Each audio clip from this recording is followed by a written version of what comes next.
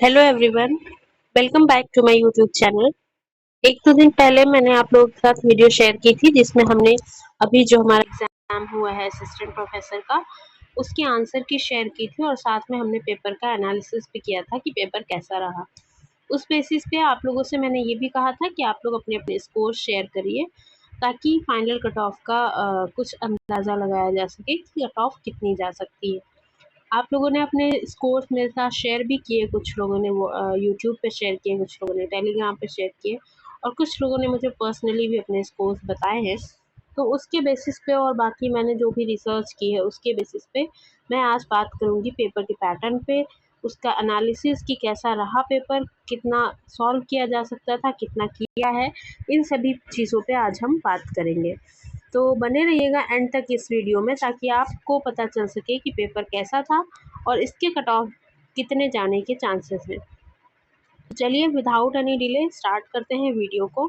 तो जैसा कि हमने आपसे लास्ट वीडियो में भी कहा था कि पेपर बहुत से लोगों के लिए इजी, बहुत से लोगों के लिए डिफ़िकल्ट, बहुत से लोगों के लिए मॉडरेट रहा होगा, बट एक्चुअल में पेपर कैसा था इस बारे में हम आज बात करेंगे इस वीडियो में। आप देख सकते हैं पेपर आपके सामने स्क्रीन पे है। जिन लोगों ने नहीं दिया है वो इसमें देख सकते हैं और जिन्होंने दिया है वो तो ऑब्वियसली एग्जामिनेशन हॉल में पूरा देख कर के आए हैं और समझ कर के आए हैं और वही एग्जैक्टली बता सकते हैं कि कैसा पेपर एक्चुअल में था। अभी जो लोग घर पे बैठ के पेपर सॉल्व कर रहे हैं या फिर जो लोग सॉल्व करा रहे हैं पेपर, या कोचिंग वाले या कोई भी पर्सन जो पेपर देख रहा है, वो ऑब्वियसली यही कहेगा कि पेपर बहुत ईज़ी था। बट जो लोग पेपर दे कर के आए हैं, जिन लोगों का अपना पर्सनल एक्सपीरियंस रहा है, वो ये नहीं कहेंगे कि हाँ, पेपर आउट ऑफ रेंज था, किया नहीं जा सकता था। बट वो ये ज़रूर कहेंगे कि पेपर अच्छा था बट इतना लेंदी था कि टाइम मैनेजमेंट ना कर पाने की वजह से जो एक प्रेशर बनता है, उसकी वजह से कुछ से 7 से 8 क्वेश्चन्स ऐसे होंगे आपके भी, जो आते हुए भी शायद गलत हो गए हों, या फिर आप उतना अच्छे से कुछ क्वेश्चन्स को अटेम्प्ट ना कर पाए हों जितना अच्छे से आप कर सकते थे। क्वेश्चन पेपर में ऐसा कोई भी क्वेश्चन नहीं था जो आपने पढ़ा ना हो या आपके बिल्कुल भी ये समझ से बाहर हो। बट येस, ऐसा भी कोई क्वेश्चन नहीं था जिसको देखते ही आप तुरंत बोल दें कि यस, इसका आंसर यही होगा और मुझे ऑप्शंस देखने की नीड ही नहीं है। पेपर ऐसा था कि आपको सारे ही ऑप्शंस के थ्रू जाना पड़ता, देन आप उसको कहीं एक आंसर निकाल पाते कि कौन-सा सही है। और पेपर ऐसा भी था कि आप सबको वहाँ पेपर देने के बाद यही लगा होगा कि मेरी तो, स्पेशली मैं सोशियोलॉजी की बात करूँ अगर, जीएस की बात हम बाद में करेंगे, तो यही लगेगा कि पेपर तो मेरा बहुत अच्छा गया और मुझे तो सब कुछ आता था, मैंने तो सब कर दिया। बट घर आके जब आपने मिलाया होगा और बाकी खुद भी एनालाइज़ किया होगा पेपर को, तो ऑब्वियसली आपको 3 से 4 क्वेश्चन्स तो ऐसे मिले ही होंगे जो आपको लगा होगा कि ये तो मैंने आते हुए भी गलत कर दिया। वो क्यों हुआ?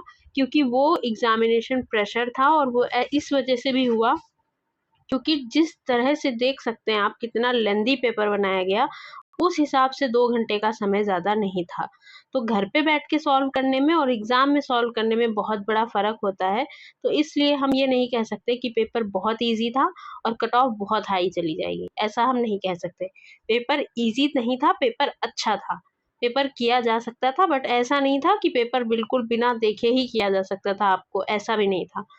तो वहाँ पे माइंड गेम था, आपको एनालाइज़ करना था और अच्छे से देखना था। हाँ, पेपर का पैटर्न बदल गया, तो इस वजह से भी ऐसा हो सकता है कि कुछ बच्चों का पेपर अच्छा ना गया हो, जितना कि उन्होंने एक्सपेक्ट किया हो। थर्ड पर्सन ये कभी नहीं बता सकता है कि आपका पेपर कैसा गया। जब आप वहाँ कर रहे होंगे तो आपको भी लग रहा होगा कि आपका पेपर बहुत अच्छा जा रहा है, बट बाद में आपको चीज़ें रियलाइज़ हुई होंगी कि पेपर इससे भी अच्छा आप कर सकते थे। तो मैं ये ज़रूर कहूँगी इस पेपर को देख के कि पेपर करने के बाद आपको ये ज़रूर लगेगा कि इसको और बेहतर किया जा सकता था, वहाँ पे वो उतना अच्छा नहीं हो पाया होगा जितना कि आप कर सकते थे। कुछ चीज़ें आते हुए भी ज़रूर गलत हुई होंगी और इतना कन्फ्यूज़न क्रिएट कर दिया है कि आपको सारे ही ऑप्शंस पढ़ के फिर उसपे एनालाइज़ करके डीपली तभी आप उसका रिस्पॉन्स कर पाएँगे। फैक्चुअल क्वेश्चन्स बहुत बहुत कम थे, ऐसा नहीं है कि आपसे डायरेक्ट डेफिनिशन दे दी, ऑथर पूछ लिया, ऐसा नहीं है। फुल एनालिटिकल पेपर था जो कि बहुत अच्छा था और ऐसे ही पेपर बनने चाहिए। बट क्योंकि ये फर्स्ट टाइम ऐसा पेपर आया था, एकदम से पेपर पैटर्न बदला था, तो मेबी सब लोग इसके लिए रेडी ना हो। ज़्यादा फ़ोकस अगर आप लास्ट एग्ज़ाम को देखेंगे तो उसमें इतने बुक्स, कॉन्सेप्ट्स, हर चीज़ें पूछी गई थी कि जिन लोगों ने पढ़ा होगा और इतने रेपिटेटिव क्वेश्चंस आए हुए थे कि आप उसको देख के आप उसमें देखते तो ऑब्वियसली आप रेपिटेशन पे ध्यान देते। आपने सेट के पेपर्स लगा डाले होंगे, सारे पेपर्स आपने लगा डाले होंगे क्योंकि questions as it is repeat हुए थे। अब बच्चा उस चीज़ को फॉलो करके जाएगा और वहाँ पे उसको एकदम अनएक्सपेक्टेड एनालिटिकल पेपर मिल जाएगा तो ऑब्वियसली वो खुश भी होगा और दुखी भी होगा। तो ऐसा ही रहा होगा आप लोगों के साथ भी, आई होप कि आप भी वहाँ पर क्वेश्चन पेपर सॉल्व करते वक़्त थोड़ा-सा कन्फ्यूज़ ज़रूर हुए होंगे कि पेपर अच्छा है या खराब। तो ऐसा नहीं कह सकते कि पेपर बहुत ईज़ी था। तो ये तो मैं बिल्कुल भी नहीं कहूँगी। हालाँकि कुछ लोग यूट्यूब पे वीडियोज़ अपलोड कर रहे हैं कि पेपर बहुत ईज़ी था, पेपर देखते ही किया जा सकता था, पेपर तो 90 के पार जाएगा, पेपर 80 के पार जाएगा, ऐसा नहीं है। पेपर ऐसा बिल्कुल भी नहीं था। हाँ, क्वेश्चन्स ईज़ी थे। जैसे आप यहीं पे देख लो, इसमें सैंपलिंग पूछी गई थी, तो ऐसा नहीं है आप सामने देख के आराम से कर सकते हो। तो कुछ क्वेश्चन्स ऐसे थे भी, जो बिल्कुल डायरेक्ट थे, बिल्कुल आप तुरंत उनको कर सकते थे। पर ऐसे भी नहीं थे कि आप उनको टाइम टेकिंग थे, सारे ही क्वेश्चन्स टाइम टेकिंग थे।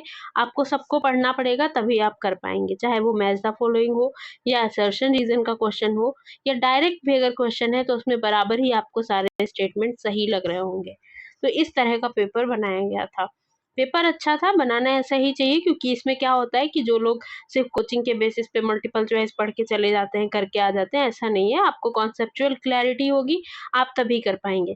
पर ऐसा भी नहीं है कि आपको अगर कॉन्सेप्चुअल क्लैरिटी है, तो आप पूरा ही करके आ जाएँगे क्योंकि ऑप्शंस वहाँ पे थोड़े फँसाने वाले थे और उससे भी बड़ा रीज़न गलत होने का ये है कि ये पेपर ऐसा फर्स्ट टाइम आया हुआ था। तो आपको थोड़ा-सा प्रॉब्लम ज़रूर हुई होगी क्योंकि उस तरह से माइंड तैयार होके नहीं गया था एग्ज़ाम में। तो वहाँ पे आपको थोड़ा-सा एकदम से चीज़ें करनी पड़ेंगी तो थोड़ा-सा प्रॉब्लम हो सकती है। तो इन सभी फैक्टर्स का आपको एनालाइज़ करके बाकी पुरानी कट ऑफ को एनालाइज़ करके हर चीज़ एनालाइज़ करके मैंने यहाँ पे कट ऑफ बनाई है। लोगों के रिस्पॉन्सेज़ के बेसिस पे भी बनाई है और मैं यही कहूँगी कि आप किसी का भी रिस्पॉन्स सुन के ये नहीं बोल सकते कि मेरा पेपर खराब गया है, क्योंकि हर कोई सही नहीं बताता है। आपको अपने पे वो रखना है कॉन्फिडेंस कि अगर अच्छा गया तो भी ठीक, नहीं गया तो जीडीसी आ रहा है, बाकी के पेपर्स भी आ रहे हैं, आप उन पे फ़ोकस करो। इन सभी चीज़ों पे हम अभी बात करेंगे। तो पेपर का एनालिसिस करके मैंने आपको यही मैं कहूँगी कि paper was neither easy nor difficult, it was just time taking. यही एक फैक्टर सबसे ज़्यादा इसमें इम्पोर्टेंट फैक्टर ये था कि पेपर टाइम टेकिंग था। इतना ज़्यादा उसमें उसने टाइम ले लिया कि उसको करने में जो चीज़ें सही हो सकती थी, वो गलत हो गई। दूसरा फैक्टर कि पेपर में कोई भी ऑप्शन ऐसा नहीं था जिसको आप देख के कह दें कि ये गलत है, ये तो होगा ही नहीं। आपको थोड़ा-सा कन्फ्यूज़न उसमें क्रिएट किया गया था। थर्ड चीज़ ये थी क्योंकि ये पेपर ऐसा आता नहीं था, ऐसा फर्स्ट टाइम आया था तो माइंड उसके लिए तैयार नहीं था। एंड फोर्थ चीज़ आपकी ये हो सकती है कि ऑप्शंस इतने लेंथी थे, उनको पढ़ने में कभी-कभी ऐसा भी हुआ जैसे हिंदी मीडियम के स्टूडेंट्स के साथ स्पेशली ऐसा होगा कि कुछ क्वेश्चंस में उनको इतने लेंथी पढ़ने के बाद जब आप ऑप्शंस पढ़ते हैं तो आपको समझ ही नहीं आ रहा होगा फिर एंड में कि क्वेश्चन था क्या?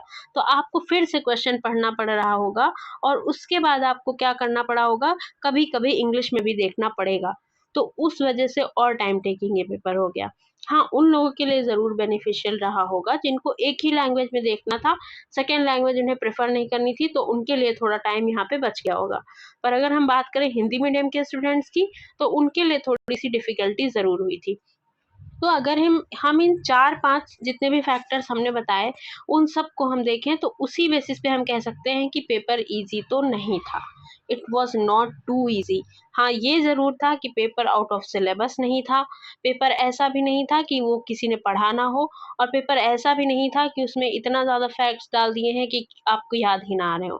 सब चीज़ की जा सकती थी और अच्छे से समझ के की जा सकती थी।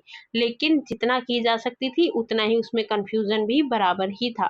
तो इस वज़ह से आप ये नहीं कह सकते कि कट ऑफ बहुत ज़्यादा चली जाएगी या कट ऑफ बहुत लो जाएगी। कट ऑफ आपकी एवरेज ही जाएगी और कितनी जाएगी उस चीज़ पे हम बात करेंगे।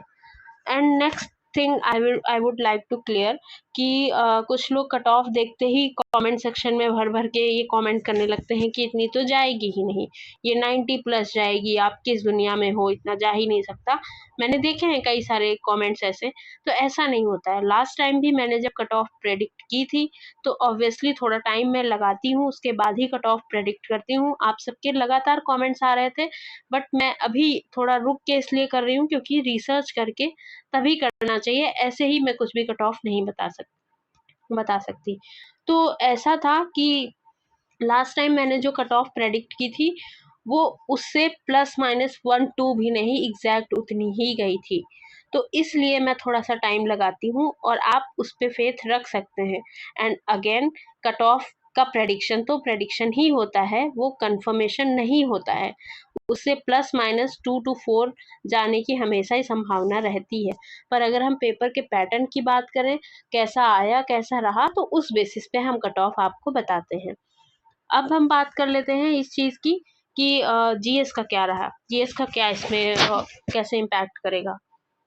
तो देखो, जीएस अच्छी थी, जीएस में बहुत ज़्यादा डिफ़िकल्ट क्वेश्चंस नहीं थे, बट प्रॉब्लम ये थी कि अगर कोई बच्चा पढ़ के जाता है तो वो करंट अफेयर इतना पुराना नहीं देखता जितना उसमें पूछा गया। लाइक उसमें 2023 का पूछ लिया गया, जो कि तब सही था जब आप एग्ज़ाम दे रहे थे, शायद उसी टाइम का पेपर दे दिया या जो भी किया, आई कैन नॉट से, क्योंकि वो तो भाई पेपर बनाने वाले और देने वालों का है। बट इतने पुराने करंट अफेयर्स ज़रूरी नहीं है कि सबको तैयार हो, लेकिन हाँ, 20 से 24 तक की तो क्वेश्चंस किए ही जा सकते थे, तो ऐसा तो पेपर था। तो जीएस पे हम ज़्यादा बात भी नहीं करेंगे क्योंकि जीएस तो हमारा सब्जेक्ट नहीं है, एटलीस्ट अपने सब्जेक्ट में हम परफेक्ट कर सकते हैं और कितना कर सकते हैं उसकी हम बात कर लेते हैं।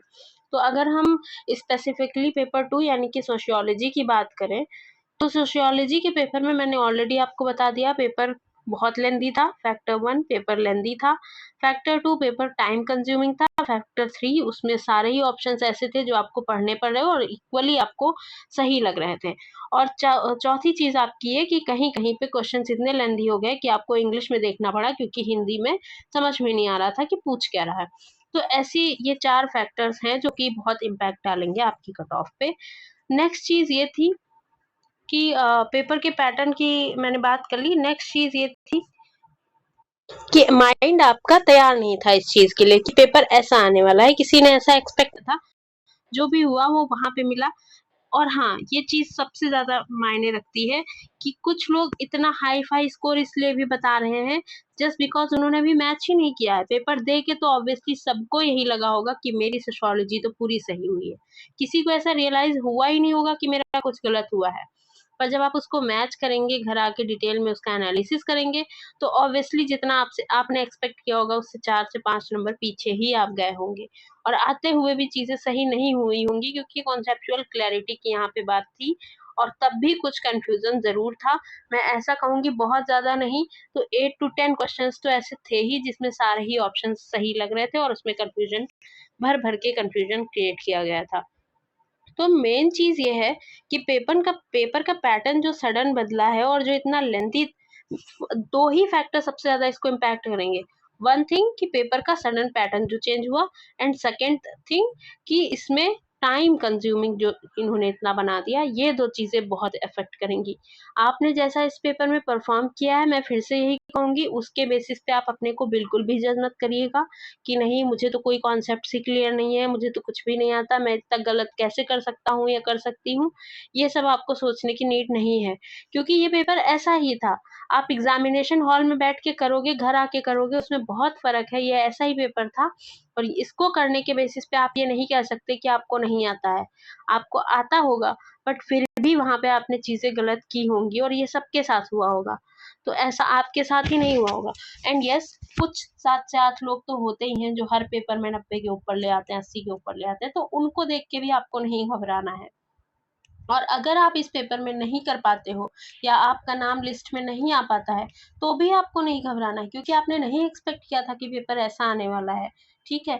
तो आप नहीं कह सकते और ऐसा भी नहीं है कि आप वहाँ बिल्कुल निल थे, आपको कुछ भी नहीं आ रहा था, आपको आ रहा था, बट आपने जो चीज़ें गलत की वो कन्फ्यूज़न में गलत की, इसलिए नहीं गलत की कि आपको आती ही नहीं थी। आई एम श्योर कि ऐसा कोई भी नहीं होगा जिसने इस वज़ह से चीज़ें गलत की हो कि ये तो मुझे पता ही नहीं क्या होगा। अगर आपसे गलतियाँ हुई होंगी तो इसलिए हुई होंगी क्योंकि आप जान ही नहीं पाए होंगे कि हम गलत कर रहे हैं। ठीक है। तो इसलिए इस बेसिस पे अपने आप को जज मत करिएगा और बिल्कुल लो मत हो जाइएगा कि आगे के एग्जाम में भी आपके चीज़ों पे असर पड़े। ऐसा नहीं है, अगर ये अच्छा नहीं गया तो आप जीडीसी की प्रिपरेशन करें जिसमें नेगेटिव मार्किंग भी रहेगी। बहुत जल्दी मैं उसकी भी वीडियो आपके लिए लेकर आऊँगी कि अब ये सारे पैटर्न को देखते हुए आप अपनी स्ट्रैटेजी को कैसे बदलें और इन 30 दिनों को कैसे यूटिलाइज करके आप जीडीसी में अपने नाम को, सिर्फ नाम ही नहीं, उसको उसमें टॉप रैंकर्स में आने की तैयारी कैसे कर सकते हैं, इन सब पे हम बात करेंगे। तो चलिए अब बिना देरी किए हम डिस्कस कर लेते हैं कि इन सभी फैक्टर्स को देखते हुए कट ऑफ कितनी जाने की संभावना है। तो कट ऑफ की अगर हम बात करें अपने सोशियोलॉजी पेपर में, सबसे पहले हम बात कर लेते हैं सोशियोलॉजी में कितना। देखो आउट ऑफ 70 पेपर ऐसा था कि मैं ये नहीं कहूंगी जैसा अदर यूट्यूबर्स और बाकी लोग बात कर रहे हैं कि आपको 60 से 65 आने चाहिए थे, ऐसा पेपर था। ऐसा पेपर नहीं था। पेपर अच्छा था लेकिन पेपर इतना टाइम कंज्यूमिंग और इतना कंफ्यूजिंग था कि वहां पे बहुत ज्यादा अनवांटेड ह्यूमन एरर्स हो गई होंगी सबसे, जो आपने भी नहीं सोची होंगी बट हो गई होंगी। तो 60 टू 65 अगर आप कह रहे हैं तो ऐसा नहीं है। क्वेश्चन ऐसा था कि यस 50 टू 55 तो एटलीस्ट अटेम्प्ट किए जा सकते थे। जीएस का अलग है, वो भाई किसी ने बहुत ज्यादा कर लिए होंगे, किसी ने 25-26 भी कर लिए होंगे, तो कोई 20-22 पे ही रह गया होगा। तो उस वो सब चीजें इम्पैक्ट करेंगी। बट अगर स्पेसिफिकली हम सोशियोलॉजी की बात करें तो उसमें 50 टू 55 क्वेश्चंस ही आप अच्छे से कर पाए होंगे सभी लोग।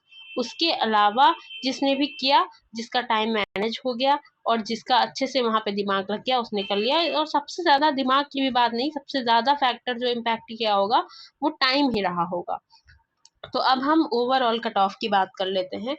तो अगर हम बात करें जनरल कैटेगरी की यानी कि अनरिजर्व्ड की, तो अनरिजर्व्ड में आपकी जो कट ऑफ जाने की संभावना है, मेरे हिसाब से जो मैंने जितना एनालाइज किया है और रिसर्च की है, वो आपकी जाने चाहिए मेरे हिसाब से 68 से 72 तक जाने की संभावना है अनरिजर्व्ड की।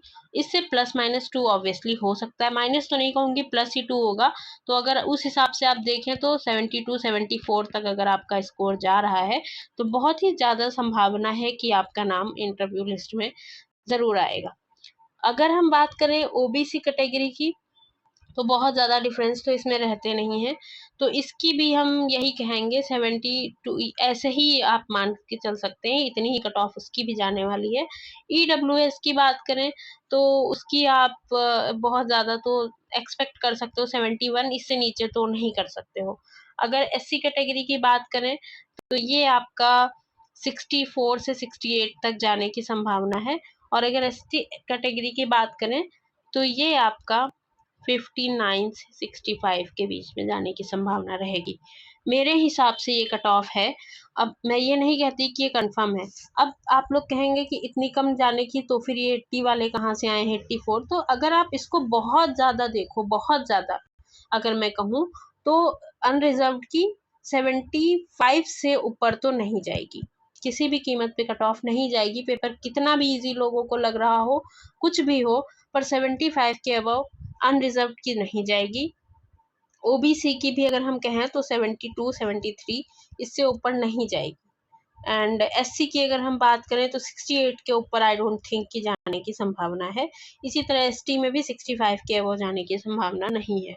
इससे ऊपर तो कट ऑफ नहीं ही जाएगी, बाकी हम देख लेंगे। अभी फाइनल आंसर की आने दीजिए, उसके बाद भी आप लोग का स्कोर पता चलेगा। फाइनल आंसर की बहुत ही जल्दी आने वाली है और ऐसा होप भी किया जा रहा है कि 2 महीने के अंदर चीजें क्लियर कर दी जाए और नेक्स्ट वैकेंसी आ जाए। तो ये मेरे हिसाब से एक्सपेक्टेड कट ऑफ है। अभी ये कुछ क्लियर नहीं है। और अगर आप बात करें, आई एम श्योर कुछ लोग ऐसे कमेंट करेंगे कि मैम 89 एंड 85 प्लस जाएगी, तो ऐसा नहीं है। ऑब्वियसली 10 टू 12 स्टूडेंट्स होंगे जो बिल्कुल टॉप रैंक में आने वाले होंगे, उनके ऑब्वियसली 80 प्लस मार्क्स होंगे। बट ऐसा नहीं है कि सबके उतने ही होंगे। तो उसको देख के आप नहीं कह सकते कि कट ऑफ इतनी ज़्यादा जाएगी। मेरे हिसाब से, मेरे एनालिसिस के बेसिस पे मैंने जो आपको कट ऑफ बताई वही जाने वाली है। उसमें क्या और सही हो सकता है, इसके लिए आप ही लोग मेरी हेल्प कर सकते हैं। आप अपनी कैटेगरी के साथ अपने मार्क्स ओवरऑल आउट ऑफ 100 आपके कितने बन रहे हैं, ये आप कमेंट सेक्शन में लिख सकते हैं। उसके बेसिस पे हम कट ऑफ को और अच्छे से प्रेडिक्ट कर सकते हैं कि कट ऑफ कितनी जाएगी। एज ऑफ नाउ ये जितनी मैंने बता दी आपको, इससे ज़्यादा कट ऑफ नहीं जाएगी, बट येस +-2 का हमेशा ही स्कोप रहता है, उतना आप एक्सपेक्ट करके चलिए। बट आप ये मत सोचिए कि अगर आपके 80 नंबर नहीं आ 80 क्वेश्चन नहीं सही हैं तो आप बाहर हैं। No, you are not. और अगर आप बाहर हैं भी तो आप ये मत सोचिए कि इतना आसान पेपर, जैसे सब यूट्यूब पे बोल रहे हैं इतना आसान पेपर, इतना ईजी, अगर आपको नहीं आता तो आप कंपटीशन से बाहर हैं। सॉरी, इन सब चीज़ों पे ध्यान मत दीजिए। ये सिर्फ कहने की बातें होती हैं। एग्जामिनेशन हॉल में बैठ के जो लोग 80-90 बता रहे हैं वो भी 65 के ऊपर करके नहीं आ पाते। तो इसके बेसिस पे अपने आप को बिल्कुल भी जज मत करिएगा। अगर कोई बच्चा आपसे आगे निकल भी जाता है तो उस बेसिस पे आप ये मत, इस पेपर में एटलीस्ट ये नहीं कह सकते कि आप कंपटीशन में पीछे हैं। नहीं, आप पीछे नहीं हैं। ये पेपर ही ऐसा था कि मे बी एग्जामिनेशन हॉल में किसी का दिमाग आपसे ज़्यादा चल गया हो, उसने आपसे अच्छे से टाइम मैनेज कर लिया हो तो उसका अच्छा हो गया हो। तो उस बेसिस पे आप ये नहीं कह सकते कि अरे ये तो मुझसे बहुत अच्छा कर ले गया, मेरा नहीं। अगर आपका इस एग्जाम में नहीं भी होता तो एटलीस्ट इस पेपर के बेसिस पे आप ये नहीं कह सकते कि आप पढ़ने में अच्छे नहीं हैं या आपकी तैयारी अच्छी नहीं है। ऑब्वियसली आपकी तैयारी अच्छी है, बट क्योंकि पेपर का पैटर्न बदला था, ये सबसे ज़्यादा इम्पोर्टेंट फैक्टर, ये बहुत टाइम कंज्यूमिंग था, तो मे बी इस बेसिस पे आप कह सकते हैं कि हाँ, हम मैनेज नहीं कर पाए, पर ये नहीं कह सकते कि हमें नॉलेज नहीं है। एटलीस्ट इस पेपर के बेसिस पे तो आप ये नहीं कह सकते कि आपको नॉलेज नहीं है। आप मेरिट में आए ना आए, आप अपने नॉलेज को जज नहीं कर सकते। द ओनली थिंग इज ये आप कह सकते हैं कि उस सिचुएशन को मैं हैंडल नहीं कर पाया या मैं अच्छे से टाइम मैनेज नहीं कर पाया, ये ज़रूर कह सकते, पर ये नहीं कह सकते कि मुझे कुछ आता ही नहीं है या मेरी स्ट्रैटेजी गलत है। अब हम नेक्स्ट वीडियो में कट ऑफ, अगर आप लोग अच्छे मार्क्स अपने कमेंट सेक्शन में लिखेंगे और मैं और भी रिसर्च करती रहूँगी, अगर कोई भी चेंजेस होते हैं तो मैं दूसरी वीडियो के थ्रू आपको कट ऑफ को करेक्ट करूँगी और आप लोगों से बाकी की चीज़ों पे बात करूँगी। और बहुत जल्द मैं आप लोगों के सामने, अगर आपकी कोई क्वेरी है तो आप वो भी लिख सकते हो, मैं उस पे वीडियो बनाऊँगी।